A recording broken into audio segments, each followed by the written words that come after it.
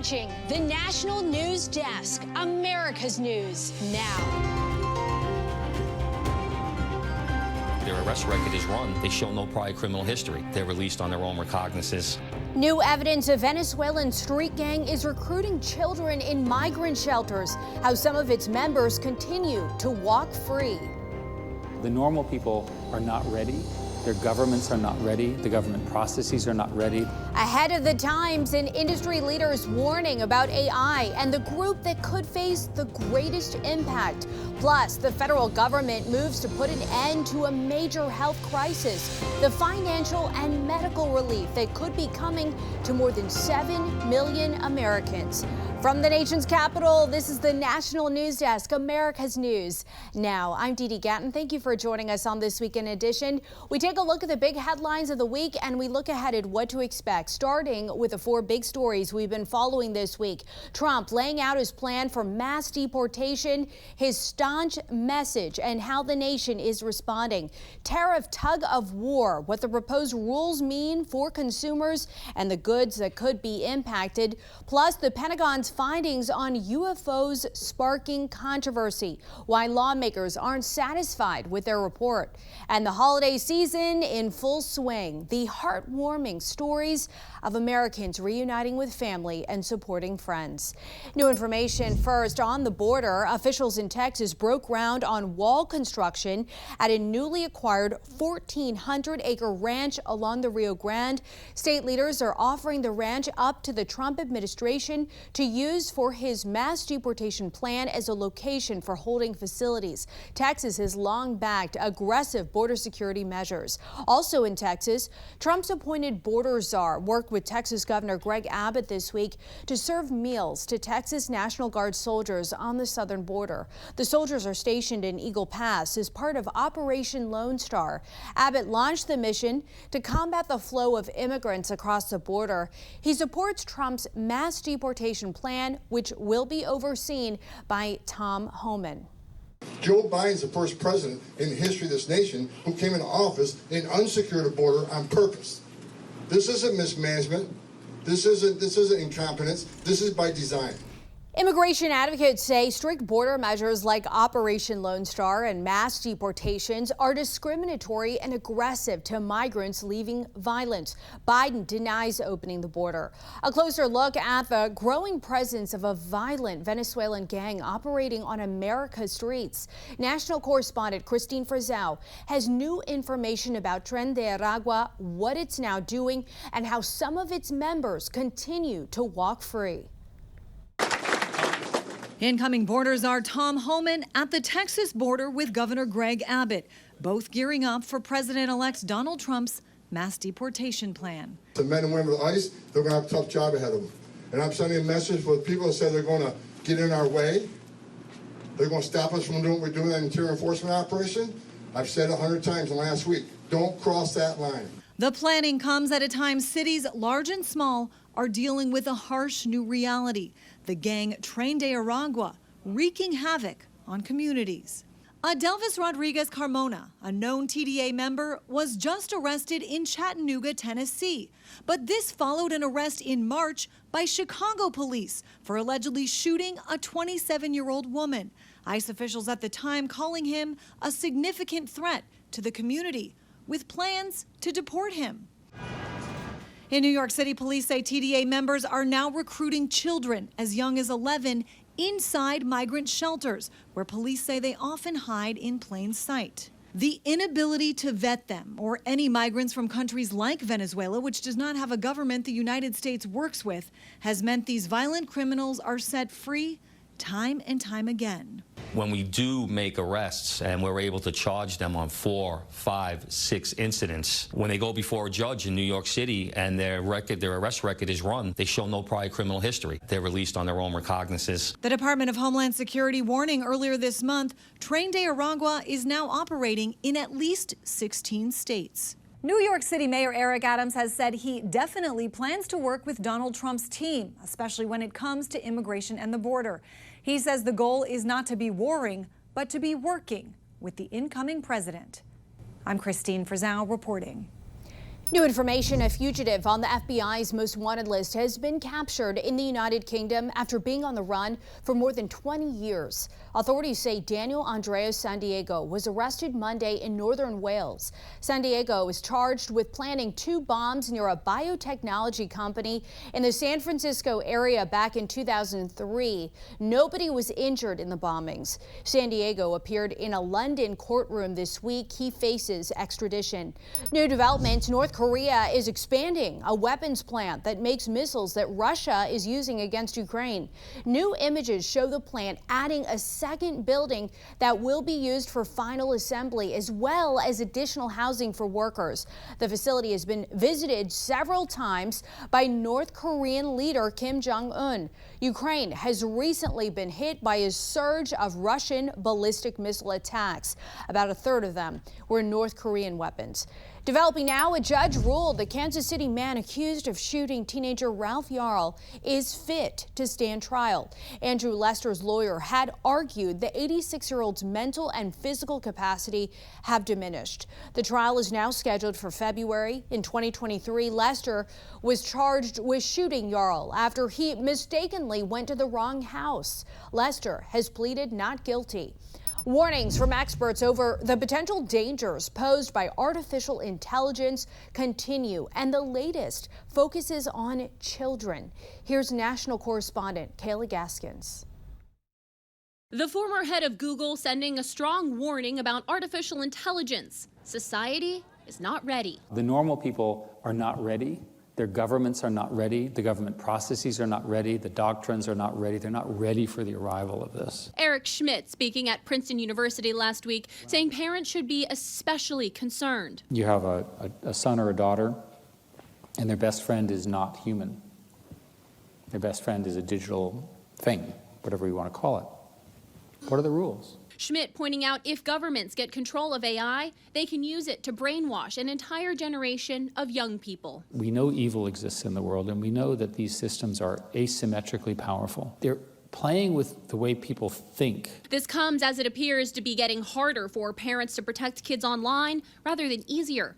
Big tech companies spending an estimated $90 million to block the bipartisan online kid safety bill from passing Congress. You have companies like Meta and Instagram and TikTok that do not want this. The Senate overwhelmingly passed the bill this summer, spearheaded by Democrat Richard Blumenthal and Republican Marsha Blackburn. It will require these tech companies to open those algorithms that many times send kids just down rabbit holes on information that continues to pound them with information that glorifies suicide or encourages eating disorders, things of that nature. But it faces a rockier road in the House, where lobbying efforts appear to be making inroads. Progressives now worry the bill will censor LGBTQ+ information, and conservatives worry about anti-abortion censorship. A bipartisan coalition of states' attorneys general are now pressing Congress to pass the Kids Online Safety Act. In Washington, I'm Kayla Gaskins reporting for the National News Desk, America's News Now.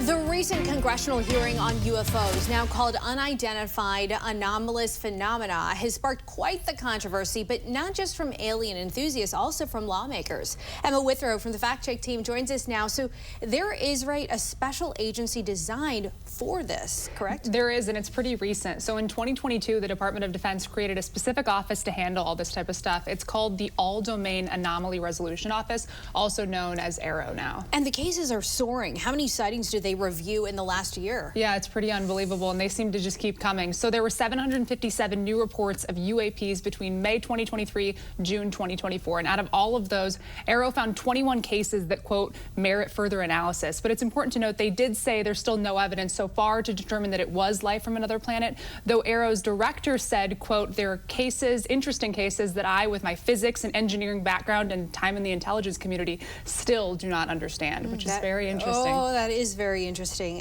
Can't wait to find out a little bit more on this later on. Emma will be back to dive deeper into the weeds of why lawmakers are pushing for more transparency and the funding behind this research. About 7.5 million people in the U.S. could be getting access to pricey obesity medication. This week, the Biden administration announced a plan to expand Medicare and Medicaid coverage for weight loss drugs, including GLP-1, medications like Ozempic or Wegovy. For some, out-of-pocket costs could drop by 95%. The plan could cost $35 billion over 9 years. It is unclear right now who would be eligible and how much the plan would cost people. Ahead on the National News Desk, America's News. Now, Trump's tariff threat, how the potential policy could reshape U.S. relations across the globe. Plus, instant impact, the changes vaping makes on your body immediately after smoking that could cause health problems years down the line.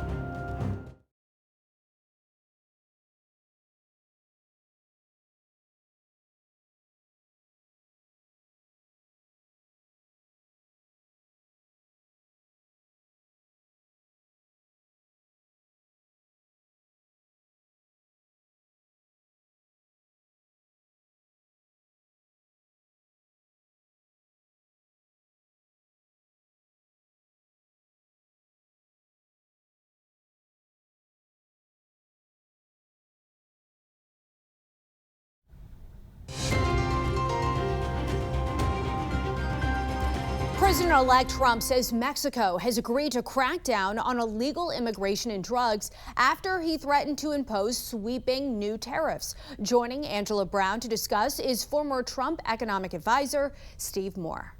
Trump has threatened, it was in a social media post, Canada and Mexico with a 25% tariff across the board on goods unless the countries control the illegal flow of drugs and fentanyl and illegal migrants crossing the border. Now, we had Scott Lincecum on the show from Cato yesterday, and he said if imposed, now if these tariffs are imposed, it would be brutal. What are your thoughts here? Do you think this is more of a bargaining tool, or do you see this actually coming down on day one like Trump said?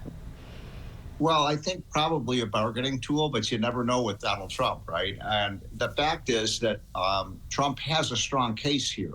Fentanyl is a poison that is killing our children and our young adults. It is a leading cause of death right now for young people. And so something has to be done about the entry of these illegal killing drugs into the country. Trump is saying and by the way, China and Mexico are both complicit in the entry of these drugs in the United States. And so Trump is simply saying, look, you have to do a better job keeping these drugs out of our country. You're importing to our country lethal drugs that are being used by it.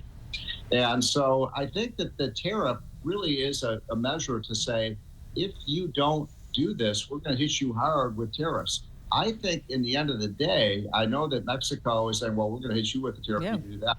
Look, Mexico needs to trade with the United States, and so does China. So I think Trump is using our leverage to make our country healthier and to reduce deaths. Well, would you have some economists saying that it could be brutal if these tariffs are imposed? Is that the term? Would it be brutal? Look, tariffs are taxes, Angela, there's no question about that. And so if you impose a tariff on something coming in from China, it's going to cost more.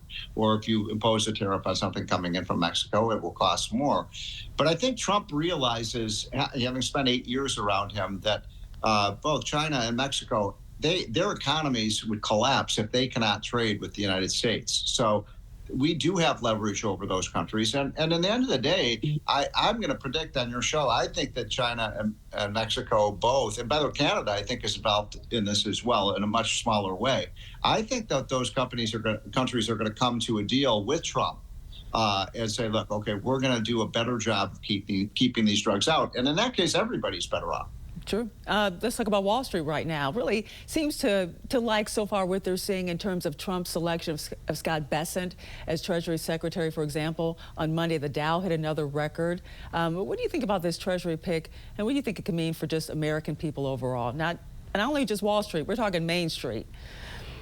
I've known Scott Bessent for a decade now. I was a huge advocate for him. I recommended him to Trump. I think he's an outstanding candidate. He's a financial wizard. He knows how the economy works. He's not a man of Washington. He lives in Charleston, South Carolina, so he's outside the Beltway.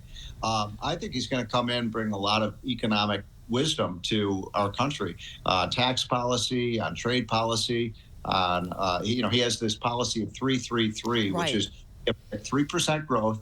Angela, we have to produce 3 million more barrels of oil a day, which we clearly could do with the pro-energy policy, and we have to get our deficit down to about 3% of GDP. Right now, our budget deficit of $2 trillion is closer to about 7% of GDP. If we could do those three things, that would be an amazing accomplishment.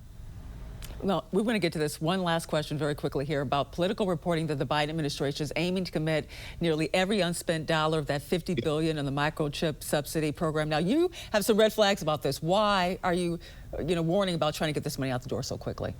Well, first of all, the program hasn't worked. We've spent all this money trying to subsidize the microchip industry here at home, and it hasn't worked. In fact, the company in the United States that's doing the best in that industry is NVIDIA, and NVIDIA hasn't taken any of the money. Meanwhile, Intel, which is scheduled to get billions and billions of dollars, their stock has been plummeting. So it really is a policy. I hate corporate welfare. I think it's always a bad idea. Mm-hmm. And now you've got the Biden administration trying to spend that money as quickly as they can before Trump can come in and not spend it. And I guess my attitude, Angelo, is we're losing $2 trillion a year. We have to start finding ways we can cut the budget. We shouldn't be, trying to spend every last penny we can. But I'll tell you who's going to bring an end to this kind of policy, I think, is Elon Musk. Ooh. I am so excited about this Doge, what do they call it? Doge, yeah. I think they're going to find hundreds of billions of dollars of waste, which will be an enormous contribution to our country of eliminating redundancy and waste and fraudulent payments. We can do this without affecting, the services that Americans want, whether it's their Medicare payments or Social Security or a strong defense. I'm talking about getting rid of the layers of waste in our budget. We all know it's there. Good point, Steve Moore. And thank you. Have a good Thanksgiving, man. You too. Happy Thanksgiving to you. Nicotine or not, vaping affects your health. Vaping has an immediate effect on how a person's blood vessels work and how much oxygen they can breathe in. That's according to new research presented at the Radiological Society of North America, although more research does need to be done. The National News Desk, Jeff Harris, spoke to experts who call the findings crucial. This study is a great initial step. There's not much research on the long-term effects of what vaping regularly can do to the human body, but this research changes that, showing that vaping could lead to vascular disease later in life. Ellen Blum, a professor of family medicine, tells us while no one is suggesting e-cigarettes will cause lung cancer, research like this study is needed to demonstrate how vaping can affect the human body. I just can't help but believe that the long-term effect of breathing in something that's causing your heart to race is not going to have a lasting effect. So for Blum, this study is a conversation starter. Vaping has been around for nearly 2 decades, and he believes it's about time we start talking about the health impacts. Yeah, they're not as dangerous as cigarettes, but that's not to say that they are in any way, shape, or form better for you for heart disease. Keith Ferdinand and Carla Poland, both medical experts, tell us the results of this study show vaping can impact how a person's blood vessels work. Vaping may be deleterious to the blood vessels. The blood vessels usually are somewhat elastic, so they can bend and move a little bit, and they can become stiffer and harder to move. Poland says the study also shows that using e-cigarettes decreased a metric known as venous oxygen saturation, meaning the lungs were taking in less oxygen. Some of the additives that they put into vaping, like propylene glycol and glycerol, do have toxic effects on the lungs. Yet another reason Ferdinand believes these results prove there is no shortcut to good health. Vaping is not approved by the FDA to get a person to stop smoking or for smoking cessation. Now, the author of the study tells CNN the goal is to help regulators decide which products should stay on the market. E-cigarettes have been sold without regulation for years, but need FDA authorization in order to stay. I'm Jeff Harris reporting from Washington. Up next, from trees to tributes, the artist repurposing debris from Hurricane Helene to honor those killed in the storm. Plus, last resort, the city where businesses are paying out of pocket to hire private security after repeated break-ins.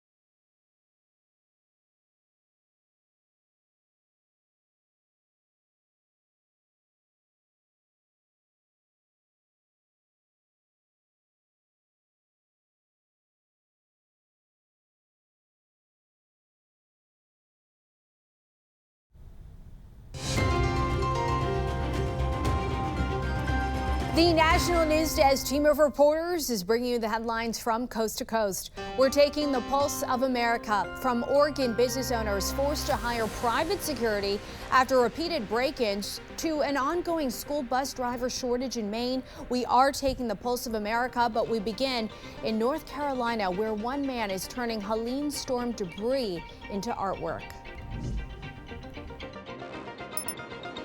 Bales felt the inspiration to do this soon after the storm when he went to Pack Square Park to pick up potable water. This beautiful spruce tree that was there in the park. The city or the park services had cut up the tree and it was just in hundreds of pieces piled in the corner of the park. And I was like, not on today's watch. That's where it all began. Bales turned the cut up tree into a funeral pyre and the ideas flowed from there. I could make a wreath at the memorial. That wreath, now sitting in Pack Square, is dedicated to our first responders, with the message offering gratitude to those who assisted this community during a dire time of need.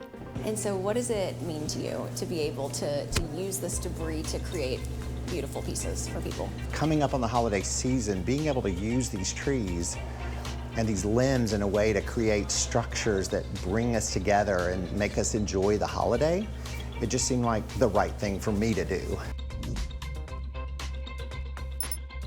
What are you doing on here? It's been an ongoing issue all school year. Karen Farrar has two girls who ride bus 23 to school in York. She was told Monday buses 23 and 19 would not be running starting next week. It meant little Kimberly couldn't take the bus to preschool. Do you like riding the bus? Yes. How come? Because it is so much fun. For us parents to be cut out and not have transportation for our kids to get to school, not a good thing at all. We did hear that after today, we would lose 2 more buses, put us down to 4. Going from 9 to 7 to 6 to 4 buses is dangerous. I just think all families deserve better trying to get their kids to school. October 7th at 4 a.m., security camera video capturing a thief breaking into the Tercey soccer store. Portland police say the suspect is still out there. You can see his face walking in and out of my store. I don't think he even fingerprinted. I mean, he wasn't wearing gloves, and to have nothing happen is very disheartening. PPB says over the last 3 months, it's increased bike squad patrols and drug enforcement within a 4-block radius of the Portland Clinic. But a number of businesses, including the Portland Clinic, NNN Real Estate, and now Tercey Soccer, want more eyes on their properties. The companies share a private security team through a collective from Echelon Protective Services. Private guards roam the streets and respond to different needs that come up.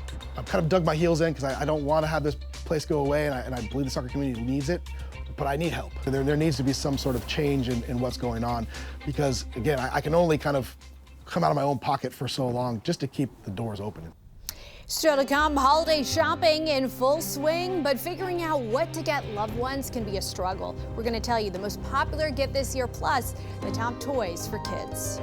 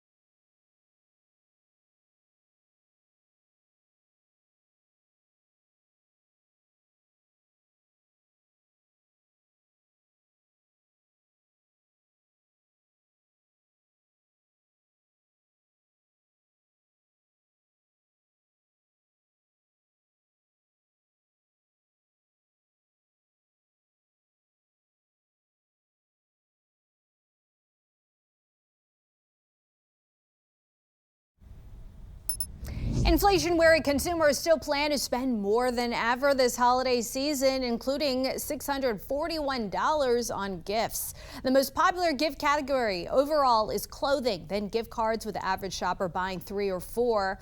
When it comes to kids, top gifts for boys include Legos, cars, and video games. The most popular gifts for girls also include Legos, as well as dolls, then makeup and beauty items. One California family has a special reason to give thanks. A nonverbal man who went missing 25 years ago has been identified and will be reunited with his loved ones. The man's sister says her brother vanished without a trace in August of 1999. The woman says she saw a picture she thought was her brother online. She contacted the authorities and they confirmed it was her brother using fingerprints. The NorCal Alliance for the Missing says this is a long-awaited and miraculous reunion. Glad to see it. The Menendez brothers capturing the nation's attention again after a resentencing hearing got pushed to the new year. Coming up, we'll hear directly from the brothers' lawyer about what could happen next. Plus, the risk factor that has some men developing dementia a decade earlier than some women. We'll break down the new study and the science behind it. You're watching the National News Desk, America's News. Now, you can catch us live weekdays from 6 a.m. to 11 a.m. and 10 p.m. to midnight Eastern Time, and anytime online at thenationaldesk.com. We'll be right back.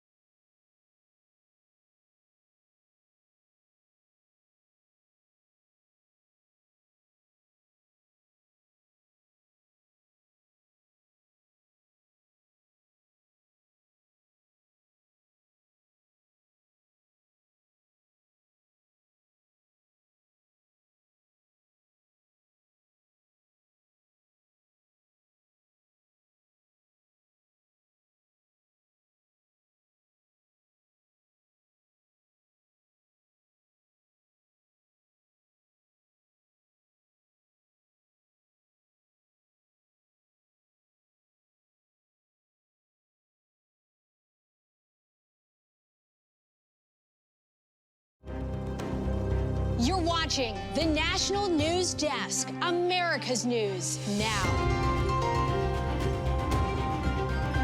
There's still plenty of opportunity for oil companies to raise production, and that's why I don't think it's very feasible that the president would really be able to do much. Pump promises, leaving some hopeful and others highly skeptical. The oil dilemma President-elect Trump is vowing to fix. We've raised an historic $1.4 billion. Campaign cash criticism. The Harris team received a record amount from grassroots supporters. Where the money went. And later, could new tech help solve an old case? The father of JonBenet Ramsey explains why DNA evidence from her 1996 murder could play a role. From the nation's capital, this is the National News Desk, America's News Now. I'm Dee Gatton, and this weekend we are keeping an eye on your money and how the economy could change under President-elect Trump's policies. First, to new numbers on inflation. The Fed's preferred gauge inched up a little bit in October, increasing 2.3% year over year. That's up slightly from 2.1% in September. Service prices generated most of the inflation for the month, while consumer spending remains solid. Traders have the odds of the Fed lowering rates again in December at 66%. President-elect Trump's choice to head up the Treasury Department, Scott Bessent, recently said broad-based tariffs can't be inflationary. Once prices go up, Americans will have less to spend elsewhere. That's in contrast to what he said in January before becoming Trump's pick. Bessent will, of course, have to clarify his position for his confirmation hearing, where senators will try to hammer down where he stands.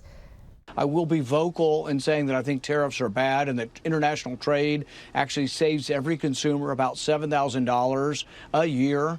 So everybody in our country is $7,000 richer because of international trade. It's part of one of the booms of post-war and post-industrial revolution. Many economists believe such tariffs will result in a reemergence of inflation, which spiked near double digits during the beginning of President Biden's term before falling.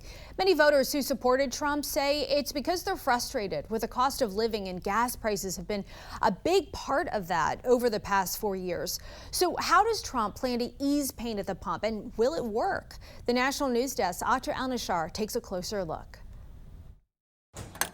Drivers haven't been shy about being fed up with gas prices. 4 years ago, I was paying $2.27 a gallon of gas.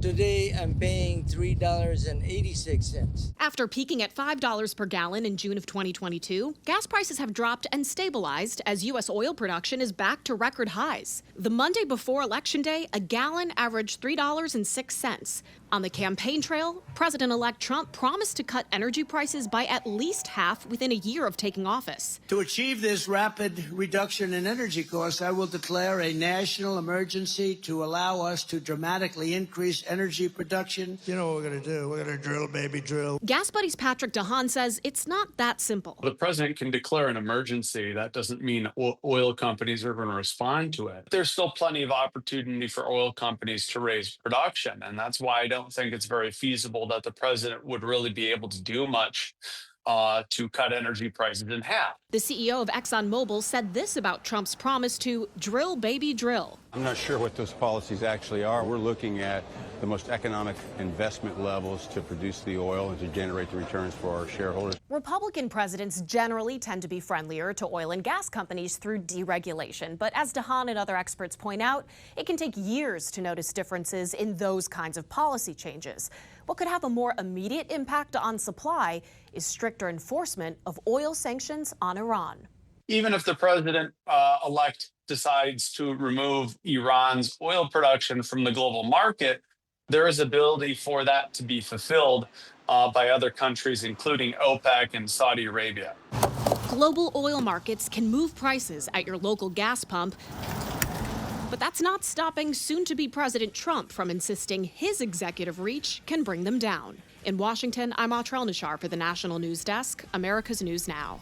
Right now, Hyundai and Kia are updating the recall to include more than 200,000 EVs because of a problem that can cause loss of drive power. The recall covers Hyundai's Ioniq 5 and 6 vehicles and the Genesis models you see right there on your screen. Thousands of Kia's EV6 vehicles from 2022 to 2024 are also impacted. Dealers will inspect and repair the control unit for free. Pet parents, beware. Carolina Prime Pet says hundreds of 16-ounce bags of Hollywood feed Carolina-made chicken chips could be contaminated with salmonella. The products were sold in stores in 19 states as well as online and have an expiration date of November 13, 2025. The company is offering refunds or replacements. And new research shows during the pandemic, more people turned to alcohol to cope with the stress they were experiencing. Brian Lee is a liver doctor at the University of Southern California. He said he's seeing more patients with liver failure due to excessive alcohol use. His research shows women and men drank more between 2020 and 2022 than they did when compared to a similar study done in 2018. Lee says better messaging on the harmful effects of alcohol is needed.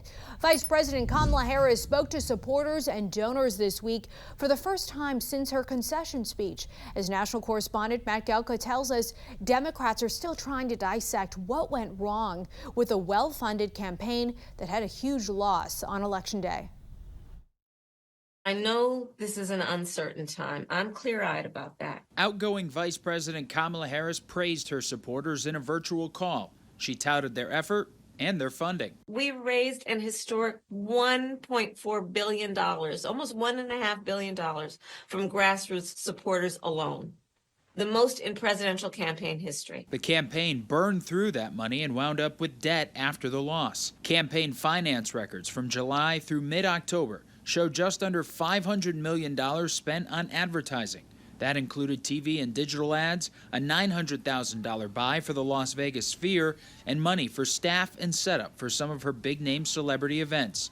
Oprah's production company got $1 million to hold and set up a town hall. Harris's campaign defended their strategy while saying it was tough to run such a short campaign during an appearance on liberal podcast Pod Save America this week. We're trying to find young people. We're trying to find these lower propensity voters that were tuned out to politics. Veteran Democratic strategist James Carville is eviscerating the campaign, blaming young staffers for Harris not appearing on Joe Rogan's influential podcast. Donald Trump sat with him for 3 hours. The vice president was thinking about going on Joe Rogan's show, and a lot of the younger progressive staffers pitched a hissy fit. I'm really not interested in your uninformed, stupid jack opinion as to whether you go on Joe Rogan or not. Harris's team said the VP planned to do it. It just didn't work out. We had discussions with Joe Rogan's team. They were great. They wanted us to come on. We wanted to come on. You know, didn't ultimately impact the outcome one way or the other. Harris is still reportedly mulling over her own political future, but at least one Democratic megadonor, Florida Attorney John Morgan, says the campaign blowing through all of that cash should disqualify her from running again. Reporting in Washington, I'm Matt Gelka for the National News Desk, America's News Now.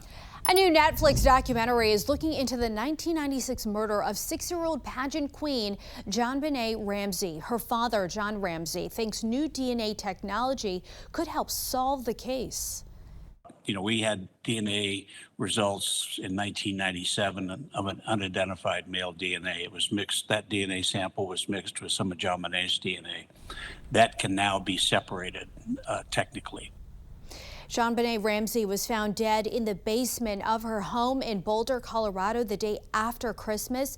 The case captivated the nation but has never been solved.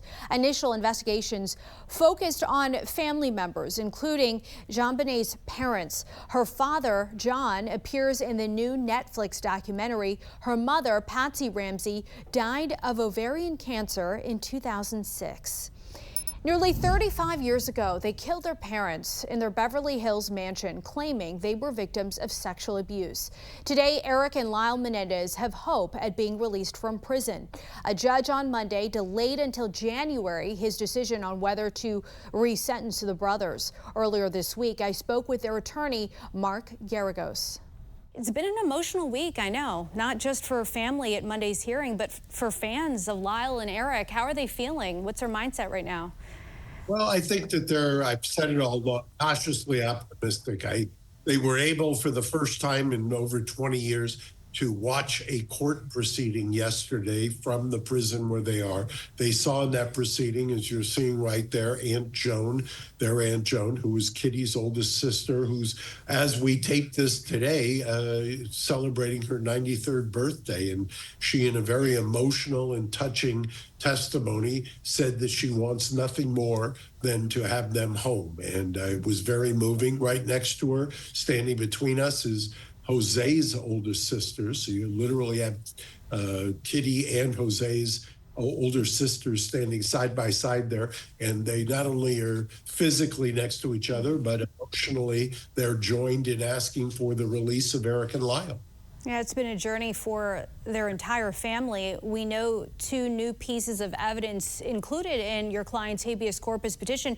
They basically say their convictions are unconstitutional. So my question is what do you think it's going to come down to in whether the brothers' convictions are actually overturned? Well, there's 2 separate proceedings right now. One is the habeas. And as we speak, the DA is just asked until next month to weigh in on the habeas. Also, what we had yesterday was the resentencing. Under the resentencing, it's pretty clear that they should be resentenced. First of all, the DA has initiated that, as you know. Also, yesterday, what happened is the judge invoked his own initiation as well under what's called AB 600. So both the DA and the judge have now said that they wish for them to be resentenced. Under the law, they are entitled to be resentenced. That's why we're going to have a hearing. And I'm hopeful that once they do that, that the judge will substitute a manslaughter for the murder conviction and that they'll get time served and be released. Sounds like you're optimistic come January the judge will agree to release your clients, right? But do want to point out the resentencing does not mean Lyle or Eric will actually leave prison. What should we expect going forward? Well, actually, the resentencing gives the judge all kinds of options. Yesterday, also, the DA filed a motion to strike or withdraw the special circumstance. That's the only thing that has prevented them from a parole hearing up until now. The judge could go the gamut from sentencing them to time served, theoretically be eligible for a parole hearing. The judge could also say, I'm going to substitute a voluntary manslaughter and I'm going to order that you be released immediately. All right, Mara Garagos, we will be watching. We appreciate your time and your perspective. Thank you for joining us tonight on the National News Desk. Thank you. Appreciate it. After a high-profile congressional hearing on UFOs, now called UAPs, the Pentagon released their annual report on possible sightings, but lawmakers are still not satisfied. Emma Withrow from the Fact Check team is back to discuss. So what are lawmakers asking for? Yeah, so leaders in Congress, really on both sides of the aisle, Republicans and Democrats, have pointed out the need for greater transparency from the Pentagon. They want to know what these government agencies have found out about UAPs, as well as whether or not taxpayer dollars are being spent to actually retrieve the UAPs and research them. And so what have lawmakers done in terms of legislation to actually get the Pentagon and other government agencies to turn over what they know about UAPs? Yeah, there's been bills on both sides of the aisle. So a group of bipartisan members of Congress introduced the UAP Transparency Act, which would require the president to tell all these federal agencies and the departments to open up the UAP research documents to the public within 270 days. And it would also require the president to give Congress a quarterly report that details the progress that's been made towards declassifying these records by every federal agency. Obviously, there are costs involved. How much does the Department of Defense, which is the agency that oversees this research, receive from taxpayers? Quite a bit. Yeah, this year the DoD is going to get around $850 billion, though it's still unclear how much the DoD spent on UAP research over the years, which is really why some of these members of Congress, including in the House and in the Senate, are getting really frustrated with this level of secrecy since they're giving so much money to the DoD. Emma, thank you. Yeah. For more on this Fact Check team topic, we know there's a lot of sources that Emma looked at. Scan the QR code on your screen, or you can visit thenationaldesk.com. Still to come, a game-changing treatment for women in menopause dropping off the map. Why some doctors say the benefits outweigh the risks.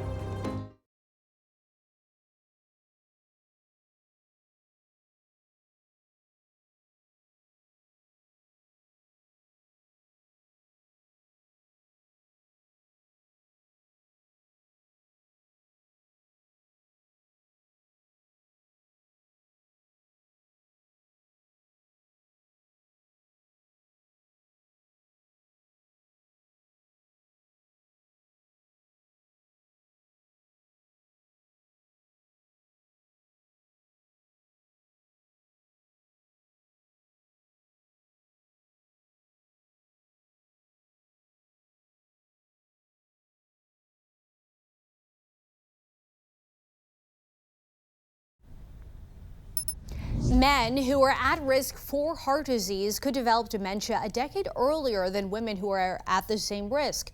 That's according to a new study published this week. Some factors for heart disease include obesity, diabetes, cholesterol, smoking, and lack of exercise, among others. According to the study's author, those risk factors are tied to lower brain gray matter volume, which can affect the processing and interpretation of information. The research also finds men are most susceptible to these risk factors starting at age 55, with women at 65. The male hormone testosterone could play a part in that. The research has been around for decades. When it comes to the relief of symptoms related to menopause and perimenopause, hormone therapy has been an incredibly effective and beneficial treatment for women. But its use has been in free fall between 1999 and 2020, dropping from about 27% of women to less than 5%. Spotlight on America's Christine Frizzell wanted to find out why.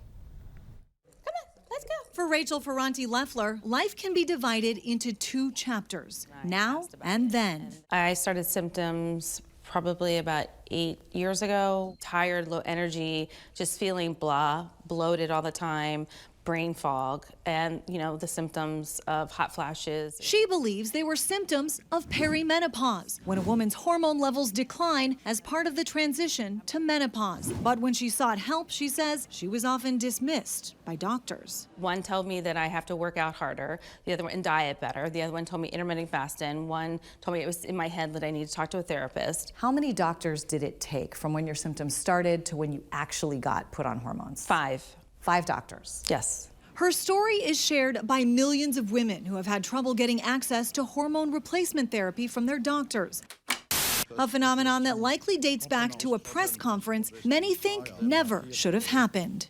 The trial has been stopped early due to the increased risk of invasive breast cancer. Those 3 words, invasive breast cancer, changed everything, with headlines detailing the, quote, new evidence of cancer risk. The hormone replacement study, a shock to the medical system. This was the cover of Time magazine that month. After the announcement at the press conference, women flushed their pills down the toilet.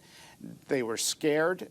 Doctors called their patients who were on it saying, you got to stop taking it. But Dr. Marty McCary, a surgeon and public policy researcher at Johns Hopkins University, outlines in his book Blind Spots what he sees as deep flaws in the statistical methods used and conclusions drawn in the Women's Health Initiative study, especially since the average age of participants was 63. Women in that famous study got it too late. You need to start it within 10 years of the onset of menopause in order to get the long-term cardiac and other benefits. And there was a relatively unhealthy population in the study. A third were smokers. So the study had several flaws, and yet this study became dogma. That dogma still alive and well today, though the study's authors point out they did give this caveat during the press conference. This study did not test the use of estrogen plus progestin for the treatment of menopausal symptoms. Although such use has been shown to be effective. Multiple studies since that day have found for patients under 60, the benefits of hormone therapy far outweigh the risks. Let's go this way. Benefits for Auntie Leffler says, good job, good job. She felt immediately once she started. My husband even said to me, oh my God, what are you doing? Keep doing it, because you're definitely a different person. Let's go, bud. She worries those major changes she felt almost overnight are still being missed out on by so many women. For Spotlight on America, let's go this way. I'm Christine Frizzau. Up next here, the Northeast School offering free tuition under certain requirements. Why they're hoping the program will help attract more students. Plus, brazen break-in. Seattle businesses speak out after thieves took advantage of last week's power outages to loot several stores.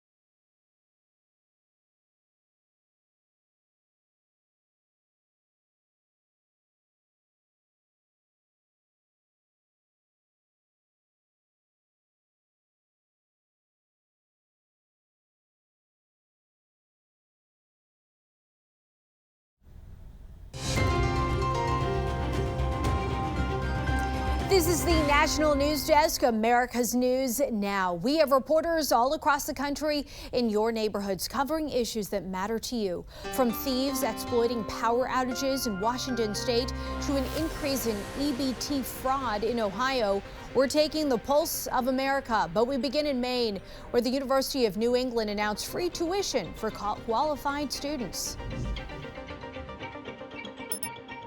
The University of New England says it will soon start covering tuition costs for students whose families earn less than $100,000 and have a GPA of 3.85 or higher, among other qualifications. We know we already get students in that category now.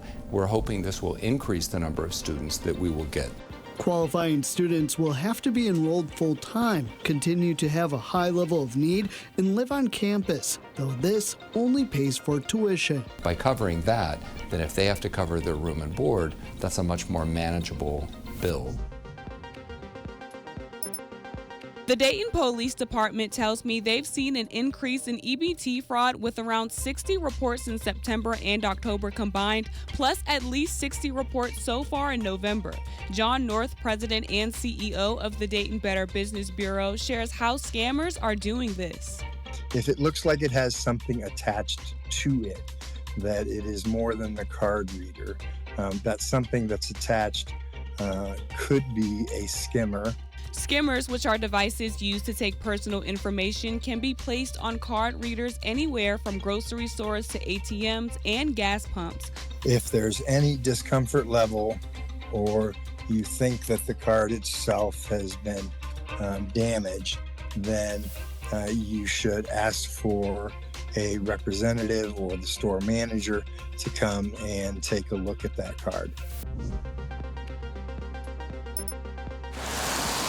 Customers come in for the bubble tea or the specially made Vietnamese sandwiches, but Lou's Cafe had to close up early last week when the lights went out for the entire neighborhood. While people tried to keep safe as howling winds knocked trees into cars and across roadways, a thief showed up while the power was out and smashed their way through the front door. I think they take off of the power out, so they know that they take the chance to come in because they know that the camera is not working. Rite Aid is just across the street, and someone broke in there as well that same night while security systems were offline. Workers at nearby businesses call it troubling. I'm very sad that it happened. It just shows you where humanity is. I hope that somebody can catch them before they break in again. Still ahead, soaring to stardom, why the #2 pop star of the 21st century, according to Billboard, might surprise you, and who else is on the list.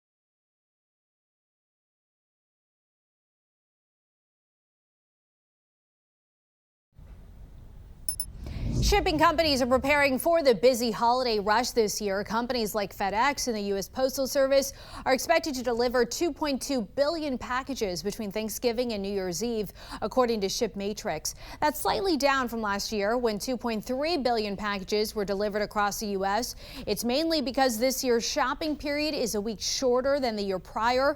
The number of holiday packages peaked in 2020 at 27% and has since declined. Trending now, Taylor Swift is #2 on Billboard's list of biggest pop stars of the 21st century. Swift comes in ahead of Rihanna, Drake, and Lady Gaga. The list of 25 pop icons is gradually being unveiled. There is a lot of speculation around who could be #1, but many predict it'll be Beyonce since she's not on the list yet. This year's Dictionary.com word of the year is very cutesy, very mindful, very demure. You know what I'm talking about. Demure went viral over the summer after TikTok and beauty influencer Jules LeBron used it in a series of satirical videos, and it's been used to describe reserved and discreet behavior in the past, but Dictionary.com says its modern usage is more about a person's appearance and how they act. Other contenders for the word of the year were brain rot, brat, and weird. That'll be all for us on the weekend edition of the National News Desk, America's News Now. Don't forget, you can catch us live from 6 a.m. to 11 a.m. and 10 p.m. to midnight Eastern Time. Check your local listings. You can also watch us online and catch up with the latest headlines on thenationaldesk.com. Thanks for watching the weekend edition of the National News Desk. I'm Dee Dee Gatton, and from all of us here, have a great week.